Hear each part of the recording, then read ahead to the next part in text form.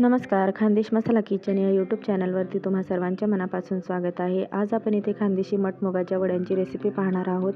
त्यासाठी मी 1 किलो मटकीची डाळ आणि 1 किलो मुगाची डाळ घेतलेली आहे आणि या डाळी आता 2 ते 3 पाण्याने स्वच्छ धुवून घेणार आहे आणि मग रात्रभरासाठी आपल्याला या डाळी भिजत घालायच्या आहेत। तुम्हाला जर यात दुसऱ्या डाळी जसे चवडीची डाळ आहे आणि हरभऱ्याची डाळ आहे त्या देखील तुम्ही थोड्या मिक्स करू शकता, पण मी इथे मठ आणि मुगाची डाळ वापरत आहे। तर या आता 2 ते 3 पाण्याने स्वच्छ धुवून झालेल्या आहेत। आपण रात्रभरासाठी आता झाकून ठेवणार आहोत। आता रात्रभर आपण भिजत घातलेल्या डाळी सकाळी उघडून पाहतोय तर बघू शकता की डाळी इथे छान अशा भिजून तयार आहेत। आता या डाळीला आपल्याला दोघंही डाळी छान भिजलेल्या आहेत, तर यांना आता आपल्याला काय करायचं आहे की दोघं हाताने असं छान असं घासून घ्यायचे आहे। दोघं हाताने अशा धुवून घ्यायची आहे ही डाळ छान, जेणेकरून काय होईल की तुम्ही बघू शकता भांड्याला साईडला जे असा फेस दिसतोय डाळीचा तो राहू नये, त्यासाठी आपल्याला 3 ते 4 वेळेस छान अशी ही डाळ धुवून घ्यायची आहे, जेणेकरून त्यातला फेस वगैरे जो आहे तो निघून जाईल। हा राहू नये म्हणूनच आपण एवढी डाळ घासून धुवून घेतोय डाळ छान।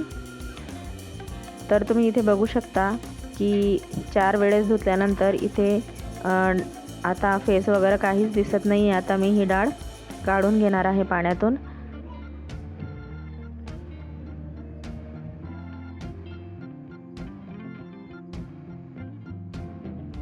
तर जशी आपण मुगाची डाळ धुवून घेतलेली आहे त्याच पद्धतीने ही मटकीची डाळ देखील आपल्याला छान अशी धुवून घ्यायची आहे, जेणेकरून याच्यातला फेस वगैरे जो आहे तो निघून जाईल। डाळी आपण छान धुवून घेतल्या की त्यात असलेला जो फेस आहे तो पूर्णपणे निघून जातो आणि वड्या जे आपण बनवतो त्यांच्या उग्र वासही येत नाही आणि खायलाही छान लागतात।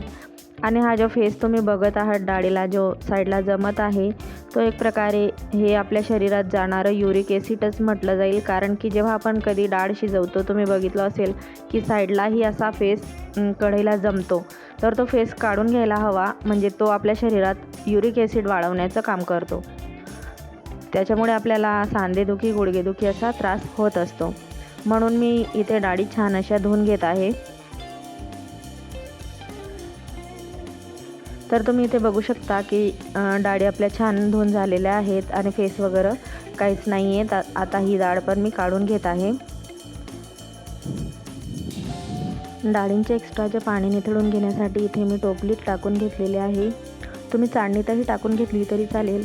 आणि इथे आपल्याला आता दळून आणायचे आहे, म्हणून मी एका भांड्यात काढून घेतलेले आहेत। त्यासोबतच आपल्याला हे सर्व मसाले देखील गिरणीतूनच दळून आणायचे आहेत, ते देखील मी इथे काढून घेतलेले आहेत। तर इथे मी 200 ग्रॅम लसूण घेतलेला आहे, अर्धी वाटी इथे मी लाल तिखट घेतलेला आहे,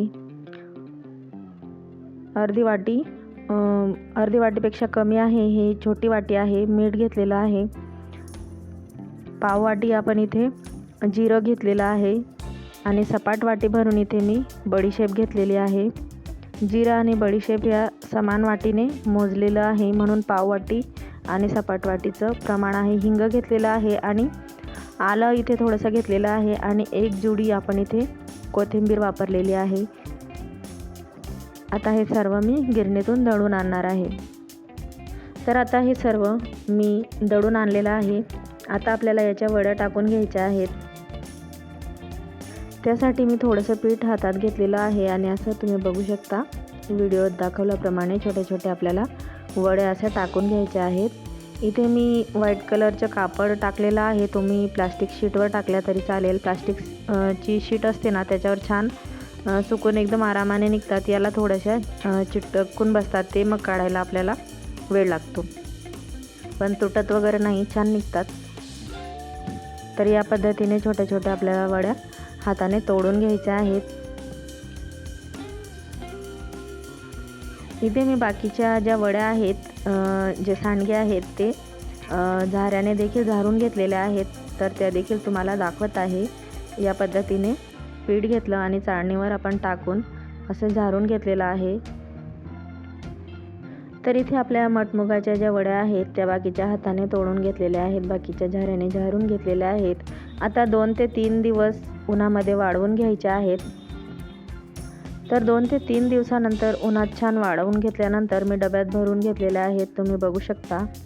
तर मटमुगाच्या वडींचा हा व्हिडिओ तुम्हाला आवडला असेल तर व्हिडिओला लाईक करा, शेअर करा, चॅनलला सबस्क्राईब करायला विसरू नका. बेल आयकॉन क्लिक करा जेणेकरून नवनवीन व्हिडिओचे नोटिफिकेशन्स तुम्हाला येतील.